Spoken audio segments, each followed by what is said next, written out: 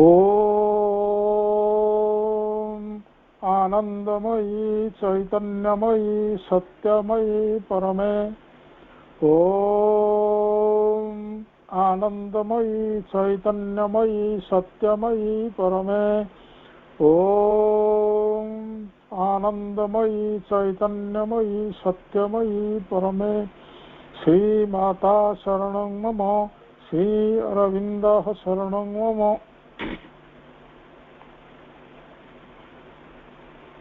मोर अति प्रिय अपा भाई माने, आपण मानकर आग्रह देखी मु जेतले मना करदेली आउ हेई परिवोनी, मते सेते बेलठु आउ किछि भल लागलानी। तेणु मु आउ थरे बसंत भाई की फोन कली जे विरोधी शक्ति विभ्राट करि पारे, किंतु आमे ता देहरे मुह मोड़ी देले से ठीक हबनी। सेथिपाई मु किछि कहया पई राजी हेली, किंतु गोटे गुरुत्वपूर्ण कथा हला जे जो विषयटी आज पाठ करा हला तार सरल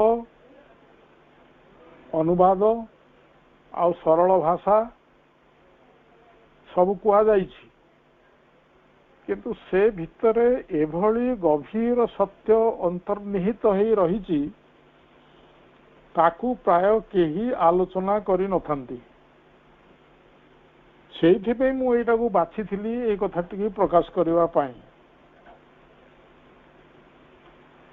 किंतु आज से कथाटी पूर्ण रूपे करिवी कि किसी परिमाण रे हबो मु जाने नाही। मु चेष्टा करछि जाऊ जाऊ जो जाए गली। ता पूर्वरु आपण माने जेहेतु सावित्री विषय रे अत्यंत आग्रही, आपणकर से आग्रहटा को आउ टिके बढ़े देवा पई आपण मानक भितरु अनेक जानि नथिबा गोटे कथा आपण आगे प्रथमे प्रकाश करी एवं तापरे मु से विषय वस्तु को जीवी जेतिक हम ना आरथर को देखा।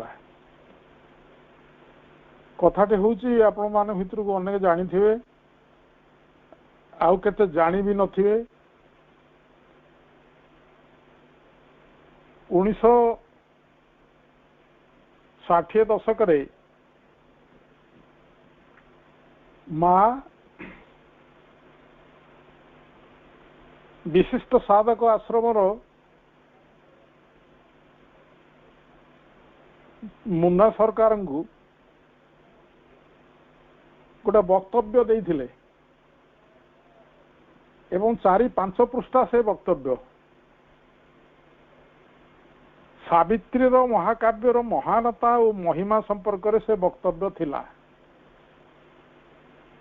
मु जेतेबेले प्रथमे 1909 मसीह धारावाहिक भाव सावित्री क्लास कली प्रत्येक प्रथम आ द्वितीय रविवार 10टा ରୁ 12टा ऑफलाइन रे, सेतिकी बेले सेई वक्तव्यटी को अनुवाद करी समस्त को बांटी थिली। आपण माने सुनी खुशी हेबे सेई लेखाटी ए वर्षर ए थरर आस्पृहारे प्रकाशित होइछि। तार हेडलाइन है सावित्री महाकाव्यर महानता और महिमा संपर्क रे श्री मांकर वक्तव्य। ये एते चमत्कार है कंटिन्यूअसली माँ अनेक समय धरी सावित्री विषय कही जे समस्त सावित्री पाठक आपको पाठ करवा निहाती आवश्यक। से दृष्टि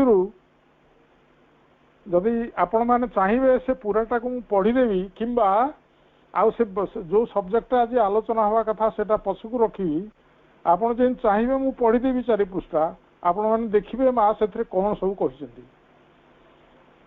किंतु आपण जदि आलोचना भितर जीवा को कहे मुझे 2-4टा सेंटेंस खाली कहि ଆପଣ ମତେ ଜଣାନ୍ତୁ କ'ଣ ଚାହୁଁଛନ୍ତି। ହ୍ୟାଲୋ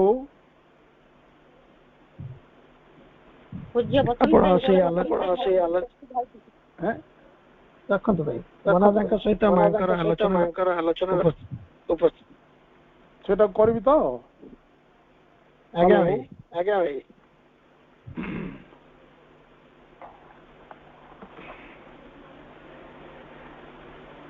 ମୁନା ସରକାର ଯେତେବେଳେ ଯାଉଥିଲେ ମାଙ୍କ ପାଖକୁ ପ୍ରତିଦିନ ସକାଳେ ସେ ପ୍ରାୟ ଯାଉଥିଲେ ଏବଂ ସେଇଦିନ ଯେତେବେଳେ ଗଲେ ମା ତାଙ୍କୁ ପ୍ରଶ୍ନ କଲେ ତୁମେ ସାବିତ୍ରୀ ପଢ଼ କି? ସାଧକ କହିଲେ ହଁ ମା ପଢ଼େ। ପୁରାଟା ପଢ଼ିଛ? ହଁ ମା 2 ଥର ପଢ଼ିଛି। ଯାହା ପଢ଼ିଛ ସେ ସବୁଟା ବୁଝିପାରିଛ? ମୁଁ ମାଙ୍କ କଥା ନା ମାଙ୍କ ସେ ଲେଖାଟା ହିଁ ପଢ଼ୁଛି ଏବେ, ମୋ ବିଷୟ କିଛି ଏଥିରେ ନାହିଁ। ନା ବେଶୀ କିଛି ବୁଝିପାରି ନାହିଁ ମା, ତେବେ ମୁଁ କବିତା ଭଲ ପାଏ ତେଣୁ ପଢ଼େ। ଶ୍ରୀ ମା କହି ଚାଲିଲେ। ଏଇଠୁ ଆରମ୍ଭ ହେଲା କଥା।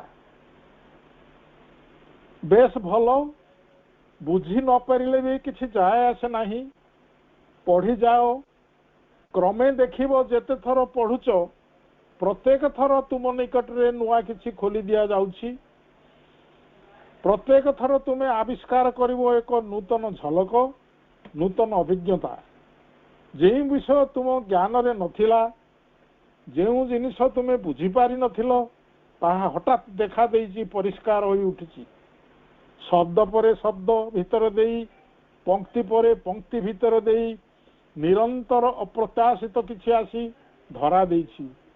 ଯେତେ ଥର ତୁମେ ପଢ଼ିବାକୁ ଚେଷ୍ଟା କର, ବୁଝିବାକୁ ଚେଷ୍ଟା କର, ସେତେ ଥର ଦେଖିବ ଗୋଟାଏ କିଛି କେଉଁଠାରୁ ଆସି ତା ସହ ଯୁକ୍ତ ହୋଇଯାଇଛି।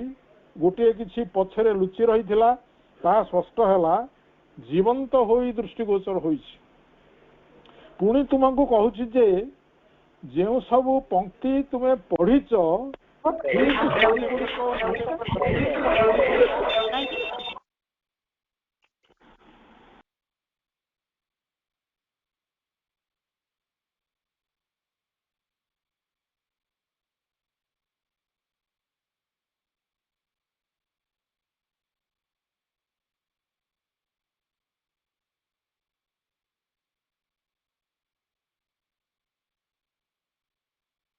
Muted.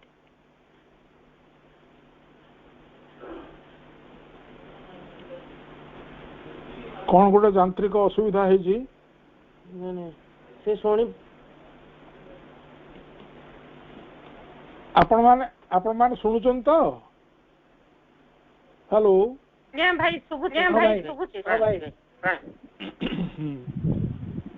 ଯେତେ ଥର ପଢ଼ିବ ସେତେ ଥର ନୂଆ ନୂଆ ଆଲୋକ ନେଇ ତୁମକୁ ପ୍ରତିଭାତ ହେବ। ନିୟତ ଏପରି ଘଟେ, ସଦାସର୍ବଦା କିଛି ଗୋଟେ ଆସି ତୁମ ଉପଲବ୍ଧିକୁ ସମୃଦ୍ଧ କରେ। ପ୍ରତି ପଦକ୍ଷେପରେ ଏକ ନୂତନ ସତ୍ୟର ଆବିର୍ଭାବ ଘଟେ। ତେବେ ଅନ୍ୟ ବହି ବା ଖବରକାଗଜ ଯେପରି ପଢ଼, ସାବିତ୍ରୀ ସେପରି ଭାବରେ ପଢ଼ିବ ନାହିଁ। ଅଣ୍ଡରଲାଇନ୍ କରନ୍ତୁ ଆକୁ। ଅନ୍ୟ ବହି ଖବରକାଗଜ ପଢ଼ିଲା ଭଳି ସାବିତ୍ରୀ ପଢ଼ିବ ନାହିଁ।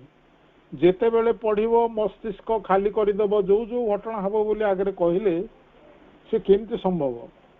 ମସ୍ତିଷ୍କ ଖାଲି କରିଦେବ, ମନକୁ ରଖିବ ଖାଲି, ଶୂନ୍ୟ, ଅନ୍ୟ କୌଣସି ଚିନ୍ତା ରଖିବ ନାହିଁ। ବିଶେଷ ଏକାଗ୍ର ହେବ, ନିଜକୁ ଶୂନ୍ୟ, ପ୍ରଶାନ୍ତ, ଖୋଲା ରଖିବ। ତାହେଲେ ଶବ୍ଦ, ଛନ୍ଦ, ସ୍ପନ୍ଦନ ସବୁ ସିଧା ପ୍ରବେଶ କରିବେ।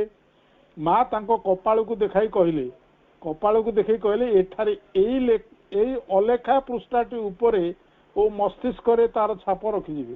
କପାଳଟାକୁ ଦେଖିକି କହିଲେ, ତୁମର ଏଇ ଯୋଉ ଅଲେଖା ପୃଷ୍ଠାଟି ଅଛି, ଏ କପାଳ, ସେଇ ପୃଷ୍ଠାଟି ଉପରେ ଆଉ ମସ୍ତିଷ୍କ ଉପରେ ଛାପ ରଖିଯିବେ।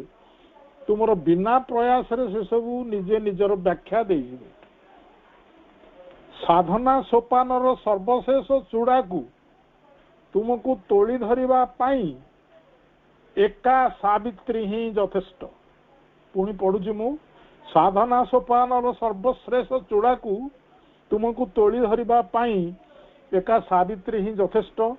ଜଣେ ଯଦି ସାବିତ୍ରୀ ଉପରେ କିପରି ଯଥାର୍ଥରେ ଧ୍ୟାନ କରିବାକୁ ହୁଏ ତାହା ଜାଣେ ତେବେ ସବୁକିଛି ସାହାଯ୍ୟ ତାରି ଭିତରୁ ପାଇବ। ଏହି ସାଧନାର ପଥ ଧରି ଯିଏ ଚାଲିବାକୁ ଚାହେଁ ଏହା ତାର ସାକ୍ଷାତ ପଥ ପ୍ରଦର୍ଶକ। ସତେ ଯେପରି ସ୍ୱୟଂ ପ୍ରଭୁ ତୁମର ହାତ ଧରି ନେଇ ଚାଲିଛନ୍ତି ନିର୍ଦ୍ଧାରିତ ଲକ୍ଷ୍ୟ ଅଭିମୁଖେ। ତୁମର ଯାହା କିଛି ପ୍ରଶ୍ନ ବା ସମସ୍ୟା ଉଠେ ତାହା ଯେତେ ବି ବ୍ୟକ୍ତିଗତ ହେଉନା କାହିଁକି ତାହାର ଉତ୍ତର ସେଠାରୁ ମିଳିବ।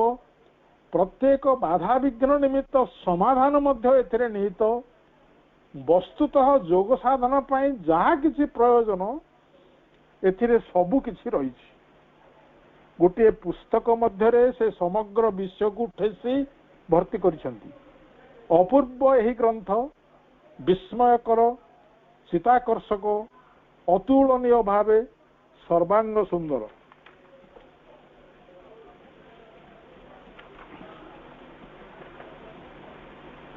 ଅତୁଳନୀୟ ଭାବେ ସର୍ବାଙ୍ଗ ସୁନ୍ଦର। ଜାଣ, ସାବିତ୍ରୀ ଆରମ୍ଭ କରିବା ପୂର୍ବରୁ ଶ୍ରୀ ଅରବିନ୍ଦ ମୋତେ କହିଥିଲେ ନୂତନ ଏକ ଦୁଃସାହସିକ ଅଭିଯାନ ମୁଁ ବର୍ତ୍ତମାନ ଆରମ୍ଭ କରିବା ପାଇଁ ପ୍ରରୋଚିତ ହୋଇଛି। ପ୍ରଥମେ ଇତସ୍ତତ ବୋଧ କରୁଥିଲି, କିନ୍ତୁ ବର୍ତ୍ତମାନ ସିଦ୍ଧାନ୍ତ ସ୍ଥିର। ତେବେ ଜାଣେ ନାହିଁ କେତେ ଦୂର ସଫଳ ହେବି। ମୁଁ ସାହାଯ୍ୟ ପାଇଁ ପ୍ରାର୍ଥନା କରୁଛି। ଶ୍ରୀ ଅରବିନ୍ଦ ମାଙ୍କୁ ଏହି ପ୍ରାର୍ଥନାଟି କହିଥିଲେ, ମୁଁ ସାହାଯ୍ୟ ପାଇଁ ପ୍ରାର୍ଥନା କରୁଛି। ଏ ହେଲା ସାବିତ୍ରୀ ଆରମ୍ଭ କରିବାର ପୂର୍ବ କଥା। ତୁମକୁ ଆଗରୁ ସତର୍କ କରାଇ ଦେଉଛି ଯେ ଏହା ହେଲା ତାଙ୍କର କଥା କହିବାର ନିଜସ୍ୱ ଭଙ୍ଗୀ, ଦିବ୍ୟ ବିନୟ ଓ ନମ୍ରତାରେ ପରିପୂର୍ଣ୍ଣ। ନିଜେ ତ ନିଜର ପ୍ରତିଷ୍ଠା ସେ କେବେ ଚାହିଁ ନାହାନ୍ତି। ତାପରେ ଯେଉଁଦିନ ସେ ପ୍ରକୃତରେ ଆରମ୍ଭ କଲେ ସେଦିନ ମୋତେ କହିଲେ ମୁଁ ଅନନ୍ତର ଅସୀମ ପ୍ରସାର ମଧ୍ୟକୁ ଝାମ୍ପ ଦେଲି ମଙ୍ଗହୀନ ପାଲହୀନ ନାବରେ। ତାପରେ ଥରେ ଯେତେବେଳେ ଆରମ୍ଭ ହେଲା ସେତେବେଳେ ପୃଷ୍ଠା ପରେ ପୃଷ୍ଠା ଅବିରତ ଲେଖା ଚାଲିଲା। ଯେପରି ଊର୍ଦ୍ଧ୍ୱରେ ପୁରା ପ୍ରସ୍ତୁତ ହୋଇ ଏହି ବସ୍ତୁ ଥିଲା ଏବଂ ତାଙ୍କୁ ଏଠାରେ ପୃଷ୍ଠା ଉପରେ ଖାଲି ଲିପିବଦ୍ଧ ପ୍ରତିଲିପି ଅଙ୍କନ କରିବାକୁ ହେଲା। ଯଥାର୍ଥରେ ସାବିତ୍ରୀ ଗ୍ରନ୍ଥଟି ତାର ପୂର୍ଣ୍ଣ ରୂପ ନେଇ ସମଗ୍ର ଭାବରେ ଅବତରଣ କରି ଆସିଛି ଏକ ଊର୍ଦ୍ଧ୍ୱତମ ଜଗତରୁ। ଶ୍ରୀ ଅରବିନ୍ଦ କେବଳ ତାଙ୍କ ପ୍ରତିଭା ଦେଇ ସଜାଇ ଧରିଛନ୍ତି ଏକ ଅପୂର୍ବ ଓ ଚିତାକର୍ଷକ ଶୈଳୀରେ। ଅନେକ ସମୟରେ ଗୋଟିଏ ବାକ୍ୟଗୁଚ୍ଛ ଅଭିବ୍ୟକ୍ତ ହୋଇଛି, ତାହା ଯେପରି ଆସିଛି ଶ୍ରୀ ଅରବିନ୍ଦ ତାକୁ ସେପରି ହିଁ ରଖିଦେଇଛନ୍ତି। ସେ ଅନେକ ଯତ୍ନ ଓ ପରିଶ୍ରମ କରିଛନ୍ତି। ଅବିଶ୍ରାନ୍ତ ରୂପେ ସର୍ବଦା ତାଙ୍କର ଲକ୍ଷ୍ୟ ଥିଲା ଅନୁପ୍ରେରଣା ଯେପରି ଆସେ ସର୍ବୋଚ୍ଚ ଶିଖରରୁ। କି ଅପରୂପ କାବ୍ୟ ସେ ସୃଷ୍ଟି କରିଛନ୍ତି। ବାସ୍ତବିକ ଏହା ଏକ ଅପରୂପ ସୃଷ୍ଟି। ଏ ସୃଷ୍ଟିର ତୁଳନା ନାହିଁ। ସବୁ କିଛି ଏହାରି ଭିତରେ ରହିଛି ଆଉ ଭରି ଦିଆଯାଇଛି ଏପରି ରୂପ ଭିତରେ। କେତେ ସରଳ, କେତେ ସ୍ୱଚ୍ଛ, ନିଖୁଣ, ଛନ୍ଦ ପରିଚ୍ଛନ୍ନ ଓ ଚିରନ୍ତନ ସତ୍ୟ। ମୁଁ ଅନେକ ବିଷୟ ପଢ଼ିଛି, କିନ୍ତୁ କୌଣସିଠାରେ ଏପରି ବସ୍ତୁ ପ୍ରତ୍ୟକ୍ଷ କରିନାହିଁ ଯାହା ସହ ସାବିତ୍ରୀର ତୁଳନା ହୋଇପାରେ। ପ୍ରାଚୀନ ଗ୍ରୀକ ଓ ଲାଟିନ ସାହିତ୍ୟ, ଇଂରାଜୀ ସାହିତ୍ୟ, ଫରାସୀ ସାହିତ୍ୟ ତ ନିଶ୍ଚୟ, ଜର୍ମାନ ସାହିତ୍ୟ, ପ୍ରାଚ୍ୟ ଓ ପାଶ୍ଚାତ୍ୟର ଶ୍ରେଷ୍ଠତମ ରଚନା ମୁଁ ପାଠ କରିଛି। ସେମାନଙ୍କର ସମସ୍ତ ମହାକାବ୍ୟ ପଢ଼ିଛି। କିନ୍ତୁ ତୁମକୁ ପୁଣି ଥରେ କହୁଛି, ସାବିତ୍ରୀ ପରି କୌଣସି ରଚନା କେଉଁଠାରେ ଦେଖିନାହିଁ। ଏସବୁ ସାହିତ୍ୟ ସୃଷ୍ଟି ମନେ ହୁଏ ଯେପରି ଶୂନ୍ୟ, ଫାଙ୍କା, ଫମ୍ପା। କୌଣସି ଗଭୀର ବିଷୟବସ୍ତୁ ନାହିଁ ସେସବୁରେ। କେତୋଟି ବିରଳ ବ୍ୟତିକ୍ରମ ବ୍ୟତୀତ। ଏବଂ ତାହା ମଧ୍ୟ ସାବିତ୍ରୀ ସହ ତୁଳନା କଲେ ସାମାନ୍ୟ ଅଂଶଟିଏ ମାତ୍ର ହେବ। ଏଠି ମା କହୁଛନ୍ତି କେତୋଟି ବ୍ୟତିକ୍ରମ ବ୍ୟତୀତ ଆଉ ସବୁ ଫମ୍ପା। ଯେଉଁ ବ୍ୟତିକ୍ରମ ଟିକେ ଅଛି ସେଇମାନେ ବି ତାର କିଛି ଅଂଶ ସେଥିରେ ପ୍ରକାଶିତ ହେଇଛି। ଏଥିରେ କି ମହିମା, କି ବିଶାଳତା, କି ଗଭୀର ସତ୍ୟ ନିହିତ। ଶ୍ରୀ ଅରବିନ୍ଦ ସୃଷ୍ଟି କରିଛନ୍ତି ଗୋଟାଏ ଅମର ଶାଶ୍ୱତ ବସ୍ତୁ। ପୁଣି ଥରେ ତୁମକୁ କହୁଛି, ସମଗ୍ର ପୃଥିବୀରେ ସାବିତ୍ରୀର ସମତୁଲ୍ୟ କେଉଁଠି କିଛି ନାହିଁ। ଏଠାରେ ଯେଉଁ ସତ୍ୟ ଦୃଷ୍ଟି ରହିଛି, ଯେଉଁ ମୂଳ ସଦବସ୍ତୁ ରହିଛି, तार अनुप्रेरणार पश्चातरे जहाँ रही से कथा छाड़देले केवल जदि वाक्य अर्थात पंक्ति गुड़िकर महात्म्य धरा जाए तेरे मध्य देखा यह अद्वितीय सर्वोत्कृष्ट साहित्य। श्री अरविंद जहाँ सृष्टि करिसेंती एपरी वस्तु मनीष तार कल्पना भितर धरी पारे ना, कारण ता भितर रही समस्त किछि कह जाई पारे। सावित्री है एक सत्य दृष्टि, सत्यर अभिव्यक्ति, यह ध्यान अनंत शाश्वतर अनुसंधान, अमरत्वर आस्पृहा नहीं ग्रंथ खंडिक पाठकर अमरत्व पथरे पथ प्रदर्शन कार्य करिवो। ए बाकी आउ थे पढ़ुची, अमरत्वर आस्पृहा नहीं ग्रंथ खंडिक पाठकर अमरत्व पथरे पथ प्रदर्शकर कार्य करू। अमर अर्थात अमरत्वर आश्रय नहीं जदि ग्रंथ पाठ करा जाए ताहले से पथ प्रदर्शन कार्य करिवो। वस्तुतः सावित्री पाठ ही है योग साधना आध्यात्मिक एकाग्रता। वस्तुतः सावित्री पाठ ही है योग साधना आध्यात्मिक एकाग्रता। भागवत सिद्धि निमित्त जहाँ प्रयोजन सबू से मिलिबो। योग साधनार प्रतिटी सोपान एथिरे उल्लेखित, एपरिकी अन्य योगर रहस्य मध्य यह निश्चित दे यार प्रतिटी पंक्ति जो निर्देश व्यक्त ताहा जदि जड़े आंतरिक भाव अनुसरण करे से अशेष अतिमानस योगर रूपांतर सिद्धि उपनीत हेब।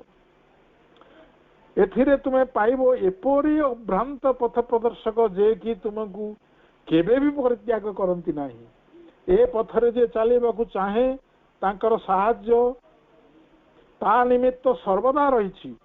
सावित्रीर प्रतिटी पद गोटे गोटे सिद्ध मंत्र तुल्य।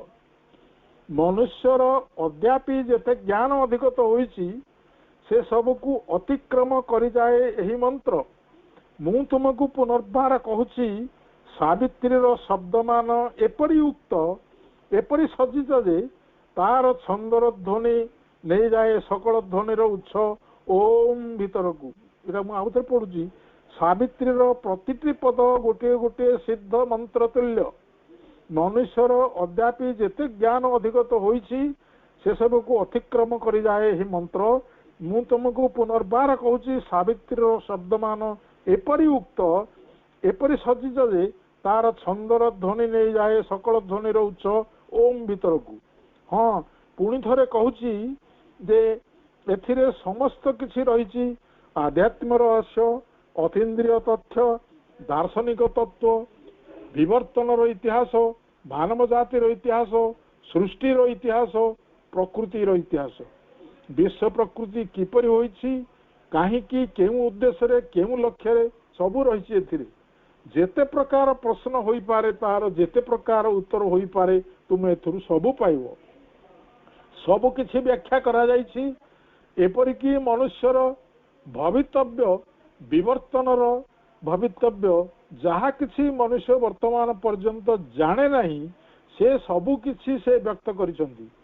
धरि दैछंती सुंदर परिच्छन्न वाक्यरे जहाँ साहाय्य आध्यात्मिक दुस्साहसी यात्री माने जो माने सृष्टिर रहस्य जय करने को चाहती ताहा सहजरे हृदयंगम करिवे। अवश्य रहस्यटी आवृत रही शब्द और पंक्ति समूहर पश्चात ताकू आविष्कार करने को हेले सत्यचेतनार एक विशेष स्तर को उठा हेब। सकल भविष्यतवाणी जहाँ किछि पृथ्वी रे घटिबाकू जाउछि सबू व्यक्त करा जाइछि संक्षिप्त और चमत्कार स्पष्टता सह। श्री अरविंद एथिरे तुम हाथ रे महासत्यानुसंधान चाबी तोड़ी देइछंती। द्वारा तुम्हें महान चेतना लाभ कर पार। विश्व प्रकृति रे कौन से सबुर मीमांसा रे पहुंची पार। एकथा मध्य से कहिसंती किपरि अचेतनार द्वार खोली धरिले सेठारे आलोक प्रवेश करि पारिबो एवं ताहाकू रूपांतरित करि पारिबो। से पथ देखाइछंती किपरि अज्ञानतार मुक्ति लाभ मिले, किपरि परम चेतना को उत्तीर्ण होई हुए से देखाई देइछंती। चेतनार प्रत्येक सोपान, चेतनार प्रत्येक स्तर किपरि ଏକ ପରେ ଏକ ତାହା ପାରି ହେବାକୁ ହେବ, କିପରି ସମସ୍ତ ବାଧା ଅତିକ୍ରମ କରାଯିବ, ଏପରିକି ମୃତ୍ୟୁ ରୂପକ ବାଧା ପର୍ଯ୍ୟନ୍ତ କିପରି ଅମର୍ତ୍ତ୍ୟକୁ ଉତ୍ତୀର୍ଣ୍ଣ ହେବାକୁ ହେବ, ପଥଯାତ୍ରାର ପୁଙ୍ଖାନୁପୁଙ୍ଖ ବିବରଣୀ ତୁମେ ଏଥିରୁ ପାଇବ। ଏହି ନିର୍ଦ୍ଦେଶ ଅନୁସାରେ ତୁମେ ଯେତେ ଆଗେଇ ଚାଲିବ ଏପରି ବସ୍ତୁମାନ ଆବିଷ୍କାର କରିବ ଯାହାକି ମଣିଷର ସମ୍ପୂର୍ଣ୍ଣ ଅଜ୍ଞାତ।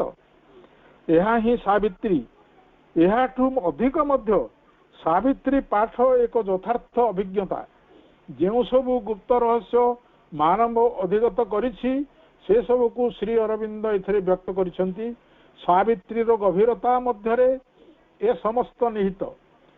ତେବେ ପ୍ରଥମ ପ୍ରୟୋଜନ ସେସବୁକୁ ଆବିଷ୍କାର କରିବାକୁ ସମୁଚିତ ଜ୍ଞାନ, ଚେତନାର ସ୍ତର ସମୂହର ଜ୍ଞାନ, ଅତିମାନସର ଅନୁଭୂତି, ଏପରିକି ମୃତ୍ୟୁଜୟର ଅନୁଭୂତି ପର୍ଯ୍ୟନ୍ତ ସେ ପ୍ରତ୍ୟେକଟି ସ୍ତରର ନିର୍ଦ୍ଦେଶ ଦେଇଛନ୍ତି। ପ୍ରତି ପଦକ୍ଷେପ ଚିହ୍ନିତ କରିଛନ୍ତି।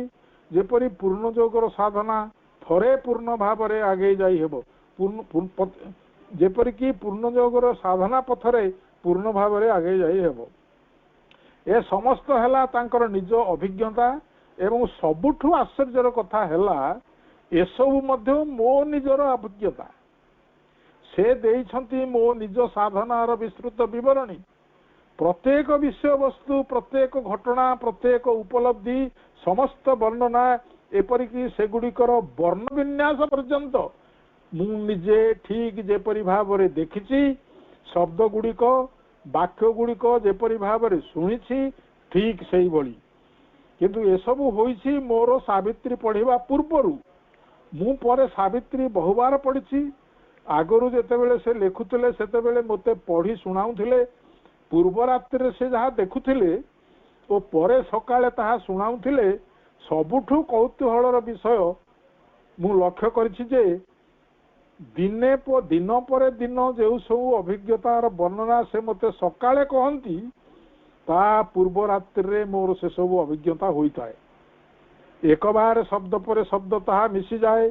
ବାସ୍ତବିକ ସବୁ ବର୍ଣ୍ଣନା, ସବୁ ଚିତ୍ର, ସବୁ ରଙ୍ଗ ଯାହା ମୁଁ ଦେଖିଥାଏ ସେସବୁ ବାକ୍ୟ ମୁଁ ଶୁଣିଥାଏ। ପରେ ସବୁ ସାମଗ୍ରିକ ଭାବେ ମୁଁ ଶୁଣିଛି ତାଙ୍କ ମୁଖରୁ, ତାଙ୍କ ଅପରୂପ ବାକ୍ୟ ରୂପ ଭିତରେ। ବାସ୍ତବିକ ଏପରି ହେଉଥିଲା। ପୂର୍ବ ରାତ୍ରିରେ ମୋତେ ଅଭିଜ୍ଞତାକୁ ସେ ପରଦିନ ସକାଳେ ମୋତେ ପଢ଼ି ଶୁଣାଉଥିଲେ। ତାହା ଯେ ଦୈବାତ ଗୋଟିଏ ଦିନ ଘଟୁଥିଲା ସେପରି ନୁହେଁ। ଦିନ ପରେ ଦିନ ଏପରି ଘଟି ଚାଲିଥାଏ। ମୁଁ ତୁଳନା କରି ଦେଖିଛି। ମୋର ଅଭିଜ୍ଞତା ଓ ତାଙ୍କ କଥା ପୁରାପୁରି ମିଶିଯାଏ।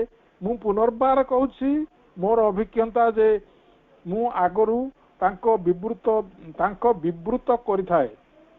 ମୁଁ ପୁନର୍ବାର କହୁଛି, ମୋର ଅଭିଜ୍ଞତା ଯେ ମୁଁ ଆଗରୁ ତାଙ୍କୁ ବିବୃତ କରିଥାଏ ଏବଂ ପରେ ସେ ତାହା ଲିପିବଦ୍ଧ କରନ୍ତି ଏପରି ନୁହେଁ। ମୁଁ ଯେ କ'ଣ ଦେଖୁଛି ସେ ତାହା ପୂର୍ବରୁ ଜାଣିଥାନ୍ତି। ମୋର ଅଭିଜ୍ଞତା ସବୁକୁ ସେ ବିସ୍ତୃତ ଭାବରେ ବ୍ୟକ୍ତ କରି ଧରିଛନ୍ତି ଏବଂ ଏଗୁଡ଼ିକ ତା ମଧ୍ୟ ତାଙ୍କ ନିଜର ଅଭିଜ୍ଞତା। ଅଧିକନ୍ତୁ ଏହା ହେଲା ଅଜ୍ଞାତ ଅଭିମୁଖରେ ଅର୍ଥାତ୍ ଅତିମାନସ ଅଭିମୁଖେ ଆମ ଦୁଇ ଜଣଙ୍କର ଯେଉଁ ସମ୍ମିଳିତ ଦୁଃସାହସିକ ଯାତ୍ରା ତାହାର ହିଁ ଚିତ୍ର। ଏସବୁ ଅଭିଜ୍ଞତା ହେଲା ତାଙ୍କ ନିଜ ଜୀବନରେ ଉପଲବ୍ଧ ବାସ୍ତବ ସତ୍ୟ, ବିଶ୍ୱାତୀତ ସତ୍ୟ। ଆନନ୍ଦ ଓ ଦୁଃଖ ସ୍ଥୂଳ ଭାବରେ ଯେପରି ଅନୁଭବ କରାଯାଏ, ସେ ନିଜେ ସବୁ ସେହିପରି ଅନୁଭବ କରିଛନ୍ତି। ସେ ଅଚେତନାର ଅନ୍ଧକାରରେ ଚାଲିଛନ୍ତି, ମୃତ୍ୟୁର ନିକଟବର୍ତ୍ତୀ ହୋଇଛନ୍ତି, ଅନନ୍ତ ନରକର ଯନ୍ତ୍ରଣା ଭୋଗ ସହ୍ୟ କରିଛନ୍ତି ଏବଂ ସେହି କର୍ଦ୍ଦମ ମଧ୍ୟରୁ ସେ ନିଷ୍କ୍ରାନ୍ତ ହୋଇଛନ୍ତି। ପୃଥିବୀର ଦୁଷ୍ଟତା ଅତିକ୍ରମ କରି ଆସିଛନ୍ତି। ସାର୍ବଭୌମ୍ୟ ପୂର୍ଣ୍ଣତାର ମୁକ୍ତ ବାୟୁ ପ୍ରଶ୍ୱାସରେ ଗ୍ରହଣ କରିବା ନିମନ୍ତେ ଏବଂ ଊର୍ଦ୍ଧ୍ୱତମ ପରମାନନ୍ଦରେ ପ୍ରବେଶ କରିବା ନିମନ୍ତେ ସେହି ସବୁ ରାଜ୍ୟ ସେ ଅତିକ୍ରମ କରି ଯାଇଛନ୍ତି। ସେଗୁଡ଼ିକର ଫଳ ଭୋଗ କରିଛନ୍ତି, ଶାରୀରିକ କଷ୍ଟ ଅନୁଭବ କରିଛନ୍ତି, ଏତେ ସହ୍ୟ କରିଛନ୍ତି ଯାହା କଳ୍ପନା କରାଯାଇପାରିବ ନାହିଁ। ଅଦ୍ୟାପି ପୃଥିବୀରେ ତାଙ୍କ ପରି ବେଦନା କେହି ଭୋଗ କରି ନାହାନ୍ତି। ସମସ୍ତ ଦୁଃଖ କଷ୍ଟକୁ ସେ ଗ୍ରହଣ କରିଛନ୍ତି। ସେସବୁକୁ ଭାଗବତ ସାହାଯ୍ୟରେ ଆନନ୍ଦରେ ପରିଣତ କରିବା ପାଇଁ ସୃଷ୍ଟିର ଇତିହାସରେ ଏ ଘଟଣା ଅଦ୍ୱିତୀୟ ଅତୁଳନୀୟ। ଏହା ଏପରି ବିଷୟ ଯାହା ପୂର୍ବେ କେବେ ଘଟିନଥିଲା। ଅଜ୍ଞାତଙ୍କ ମଧ୍ୟ ଦେଇ ପଥ ନିର୍ଦ୍ଦେଶ କରିବାରେ ସେ ହିଁ ସର୍ବପ୍ରଥମ। ଅଜ୍ଞାତଙ୍କ ମଧ୍ୟ ଦେଇ ପଥ ନିର୍ଦ୍ଦେଶ କରିବାରେ ସେ ହିଁ ସର୍ବପ୍ରଥମ। ଯେଉଁ ପଥ ଧରି ଆମେ ନିଃସନ୍ଦେହରେ ଅତିମାନସ ଆଡ଼କୁ ଚାଲିପାରିବା। ଆମ୍ଭମାନଙ୍କ ପାଇଁ ସେ କାମଟି ସହଜ କରିଦେଇଛନ୍ତି। ସାବିତ୍ରୀ ମଧ୍ୟରେ ମୂର୍ତ୍ତ ତାଙ୍କର ସମଗ୍ର ରୂପାନ୍ତରର ଯୋଗ ସାଧନା ଏବଂ ତାଙ୍କର ଏହି ଯୋଗ ସାଧନା ପାର୍ଥିବ ଚେତନାର ଏହି ସର୍ବପ୍ରଥମ ପରିପ୍ରକାଶ। ମୋର ମନେ ହୁଏ ଏହାକୁ ଗ୍ରହଣ କରିବା ନିମିତ୍ତ ମାନବ ଏବେ ବି ପ୍ରସ୍ତୁତ ହୋଇନାହିଁ। ତା ପାଇଁ ଏହା ଅତି ଊର୍ଦ୍ଧ୍ୱର ଅତି ବିପୁଳ ବସ୍ତୁ। ସେ ଏହା ବୁଝିପାରିବ ନାହିଁ, ଧରିପାରିବ ନାହିଁ। କାରଣ ମନ ଦେଇ ମାନୁଷୀ ବୁଦ୍ଧି ଦେଇ ସାବିତ୍ରୀ ବୁଝାଯାଏ ନାହିଁ।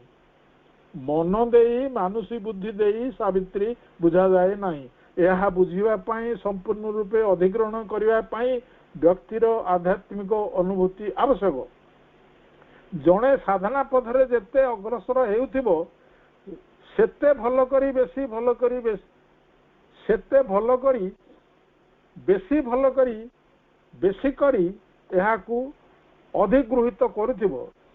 ନା, ମୋର ମନେ ହୁଏ ଏହା ଏପରି ଏକ ବିଷୟବସ୍ତୁ ଯାହାର ଗୁଣ ଗୃହୀତ ହେବ କେବଳ ଭବିଷ୍ୟତରେ। ଏହା ହେଲା ଭବିଷ୍ୟତର କାବ୍ୟ। ସେ ନିଜେ ଯେଉଁ ବିଷୟରେ ବ୍ୟାଖ୍ୟା ଦେଇଛନ୍ତି ତାହା ଭବିଷ୍ୟତ କାବ୍ୟ ଗ୍ରନ୍ଥରେ। ଏହା ଏତେ ପରିମାର୍ଜିତ ଯେ ଏହା ମନ ମଧ୍ୟରେ ବା ମନ ଦେଇ ଗୃହୀତ ହୁଏ ନାହିଁ। ସାବିତ୍ରୀ ନିଜେ ନିଜକୁ ବ୍ୟକ୍ତ କରେ ଧ୍ୟାନ ମଧ୍ୟରେ। ଏହା ଏତେ ପରିମାର୍ଜିତ ଯେ ଏହା ମନ ମଧ୍ୟରେ ମନ ଦ୍ୱାରା ଗୃହୀତ ହୁଏ ନାହିଁ। ସାବିତ୍ରୀ ନିଜେ ନିଜକୁ ବ୍ୟକ୍ତ କରେ ଧ୍ୟାନ ମଧ୍ୟରେ। ଦେଖ ମାନବର କି ଦୁଃସାହସ। ସାବିତ୍ରୀକୁ ସେ ଭର୍ଜିଲ ଓ ହୋମରଙ୍କ ଲେଖା ସହ ତୁଳନା କରେ, ତାଠାରୁ ନିମ୍ନତର ସ୍ଥାନ ଦିଏ। ସେମାନେ କିଛି ବି ବୁଝନ୍ତି ନାହିଁ, କିଛି ବୁଝିପାରିବେ ନାହିଁ। ସେମାନେ କ'ଣ ଜାଣନ୍ତି? କିଛି ବି ନୁହେଁ। ବୃଥା ସେମାନଙ୍କର ବୁଝାଇବାର ଚେଷ୍ଟା। ସୁଦୂର ଭବିଷ୍ୟତରେ ଲୋକେ ବୁଝିବେ ସାବିତ୍ରୀ କି ଜିନିଷ। କେବଳ ଏକ ନୂତନ ଜାତି ଯେତେବେଳେ ସେମାନଙ୍କର ଏକ ନୂତନ ଚେତନା ନେଇ ଆସିବେ ସେତେବେଳେ ହିଁ ସେମାନେ ବୁଝିପାରିବେ। ମୁଁ ତୁମକୁ ନିଶ୍ଚୟତା ସହ କହୁଛି ଏ ନୀଳ ଆକାଶ ତଳେ ଏପରି କିଛି ନାହିଁ ଯାହା ସହ ସାବିତ୍ରୀର ତୁଳନା ହୋଇପାରେ। ଏହା ହେଲା ରହସ୍ୟର ରହସ୍ୟ, ମହାନ ମହାକାବ୍ୟ, ମହାସାହିତ୍ୟ, ମହାପଦ୍ୟ, ମହାସୃଷ୍ଟି। ଏହାର ପଙ୍କ୍ତି ସଂଖ୍ୟା ଯଦି ହିସାବକୁ ନିଆଯାଏ ତେବେ ବି ଏହା ହେବ ଏକ ମହାନ କୃତି। ନା, ଏସବୁ ମନୁଷ୍ୟ ମାନୁଷୀ ବାକ୍ୟ ସାବିତ୍ରୀର ବର୍ଣ୍ଣନା ହେବା ପାଇଁ ଯଥେଷ୍ଟ ନୁହେଁ। ତାର ବର୍ଣ୍ଣନା ପାଇଁ ପ୍ରୟୋଜନ ଅତି ଭକ୍ତି, ଅତି ଉକ୍ତି, ଅତିଶୟୋକ୍ତି। ଏହା ହେଲା ଏକ ଅତି ମହାକାବ୍ୟ। ମାନୁଷୀ ଶବ୍ଦର ଏପରି ସାମର୍ଥ୍ୟ ନାହିଁ ଯେ ସେ ପ୍ରକାଶ କରିବ ସାବିତ୍ରୀ କ'ଣ। ଅର୍ଥାତ୍ ମୋ ଜାଣିବାରେ ଏପରି କିଛି କଥା ନାହିଁ। ମୂଲ୍ୟ ଦିଗରୁ ତାହା ବିଶାଳ। ଆଧ୍ୟାତ୍ମିକ ମୂଲ୍ୟ ଓ ସବୁ ପ୍ରକାର ମୂଲ୍ୟ ଦିଗରୁ ବିଷୟବସ୍ତୁରେ ଏହା ଶାଶ୍ୱତ। ତାର ଆକର୍ଷଣ ଏପିଲ ଅନନ୍ତ। ତାର ଭଙ୍ଗୀ, ତାର ଗଠନ ଶକ୍ତି ଅଲୌକିକ। ଏହା ଏକ ଅଦ୍ୱିତୀୟ ବସ୍ତୁ। ତୁମେ ଯେତେ ଯେତେ ତାର ଘନିଷ୍ଠ ସମ୍ପର୍କରେ ଆସିବ ସେତେ ସେତେ ଏହା ତୁମକୁ ଊର୍ଦ୍ଧ୍ୱକୁ ଉଠାଇ ନେବ। ଏ ବାକ୍ୟଟି ଆଉ ଥରେ ପଢୁଛି। ତୁମେ ଯେତେ ଯେତେ ତାର ଘନିଷ୍ଠ ସମ୍ପର୍କରେ ଆସିବ ସେତେ ସେତେ ଏହା ତୁମକୁ ଊର୍ଦ୍ଧ୍ୱକୁ ଉଠାଇ ନେବ। ବାସ୍ତବରେ ଏହା ଏମିତି କିଛି। ଏହା ଅତୀବ ସୁନ୍ଦର ଏକ ବିଷୟବସ୍ତୁ ସେ ମନୁଷ୍ୟ ପାଇଁ ରଖିଯାଇଛନ୍ତି। ସର୍ବୋଚ୍ଚ ଶିଖରର ସମ୍ଭାବ୍ୟତା। ଏହା ଅତୀବ ସୁନ୍ଦର ଏକ ବିଷୟବସ୍ତୁ ସେ ମନୁଷ୍ୟ ପାଇଁ ରଖିଯାଇଛନ୍ତି। ସର୍ବୋଚ୍ଚ ଶିଖରର ସମ୍ଭାବ୍ୟତା। ତାହା ପୁଣି କ'ଣ ମଣିଷ ତାହା କେବେ ଜାଣିବ? କେବେ ମଣିଷ ଚାହିଁବ ସତ୍ୟ ଜୀବନଯାପନ କରିବାକୁ? ନିଜ ଜୀବନରେ କେବେ ସେ ତାକୁ ଗ୍ରହଣ କରିବାକୁ ଯିବ? ଏହା ଏବେ ବି ଦେଖିବାକୁ ଅଛି। ପ୍ରତିଦିନ ଯଦି ତୁମେ ସାବିତ୍ରୀ ପଢ଼ିବାକୁ ଯାଉଛ ଭଲ ଭାବରେ ଉପଯୁକ୍ତ ମନୋଭାବ ନେଇ ଏହା ପଢ଼ିବ। ଏହାର ପୃଷ୍ଠା ଖୋଲିବା ପୂର୍ବରୁ ଟିକିଏ ଏକାଗ୍ର ହେବ। मन को जेतेटा संभव शून्य रखिबो पूरापूरी चिंता शून्य हृदय मध्य मध्य दे ही प्रत्यक्ष पथ मु तुमको कहूछि तुमे जदि प्रकृत रे एही आस्पृहा नहीं एकाग्र होगा को चेष्टा कर तेबे तुमे एक शिखा प्रज्वलित करिवो एटा को ध्यान दे शुणुतु तुमे मु तुमको कहूछि तुमे जदि प्रकृत रे एही आस्पृहा नहीं एकाग्र होगा को चेष्टा कर तेबे तुमे एक शिखा प्रज्वलित करि पारो ताहा चैत्य शिक्षा विशुद्धर से ही शिक्षा अल्प काल मध्यरे हुए तो केतुटी मात्र दिन मध्यरे तुमे प्रज्वलित करि पारो चैत्य सत्ता को उन्मिलित करिया पई केले सुंदर वाक्यटे एठी कहिसेंदी मा साधारण भाव रे तुमे जहा करि न पारो सावित्री साहाय्य रे ताहा करा जाई पारे चेष्टा करी देखिबो एहा केते भिन्न नुआ एक विषय अवश्य जदि तुमे एही मनोभाव नहीं पढ़ जदि तुमे तुम चेतनार पश्चात रे एही भाव रखिता जे जेपरिकी श्री अरविंदଙ୍କ निमित्त ଏହା नैवेद्य स्वरूप जानिछ ଏହା चेतनारे भरपूर चार्ज्ड परिपूर्ण रूपे भरपूर सते जेपरि सावित्री एक सत्ता एक यथार्थ पथ प्रदर्शक मु तुमको कहूछि जे कौनसी व्यक्ति जदि योग साधना अभ्यास करिया को चाहे आंतरिक भाव में जदि से प्रयास करे एवं तार प्रयोजन जदि से बोध करुथाए तेबे से सावित्री रो सहायता रे योगर उच्चतम सोपान को आरोहण करि पारिबो एवं सावित्री जो रहस्य को प्रतिनिधित्व करुची ताहा से लाभ करि पारिबो आउ थरे पढुची जदि से बोध करुथाए तेबे से सावित्री रो सहायता रे योगर उच्चतम सोपान को आरोहण करि पारिबो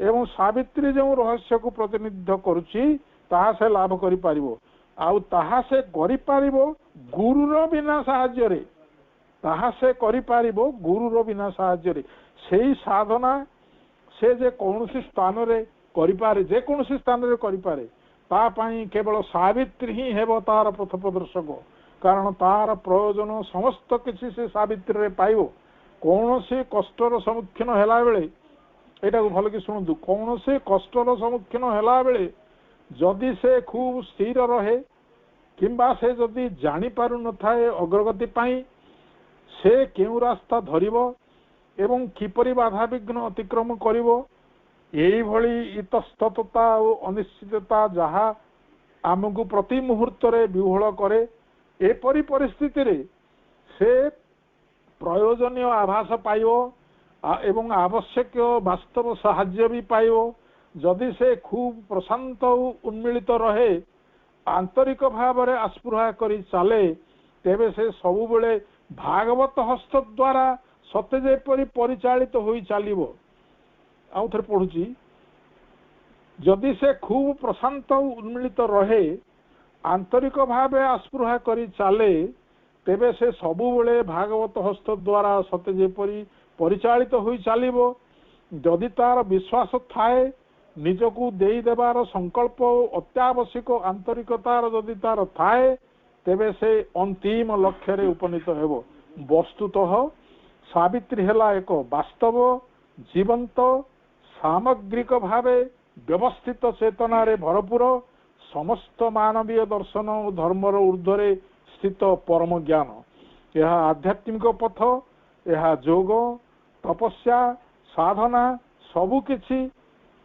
एक ही तनुरे सावित्री रही असाधारण शक्ति जो माने ग्रहणशील से मानक पाई चेतनार प्रतिस्तर रे यथार्थ स्पंदन यह प्रदान करिथाए यह अतुलनीय यह तार समस्त प्राचुर्य सह एक सत्य सेही सत्य जहाँ श्री अरविंद पृथ्वी पृष्ठ को उतारी आनिछंती सावित्री जो रहस्यर प्रतीक श्री अरविंद से आम पाई जो भविष्यवाणी प्रकटित करिछंती ताहा लाभ करिवार प्रयास करिवा उचित तुम सम्मुखरे एही कार्य ही रहिछि ताहा करिवा कष्टकर सत किंतु से कष्ट बरणीय एठी सरिला लिखाई 60 दशक श्री अरविंद आश्रम विशिष्ट साधक मोना सरकार द्वारा लिखित एवं माँ द्वारा आंशिक भाव संशोधित ए लेखाटी एटी सरिला एवं एथिरु मु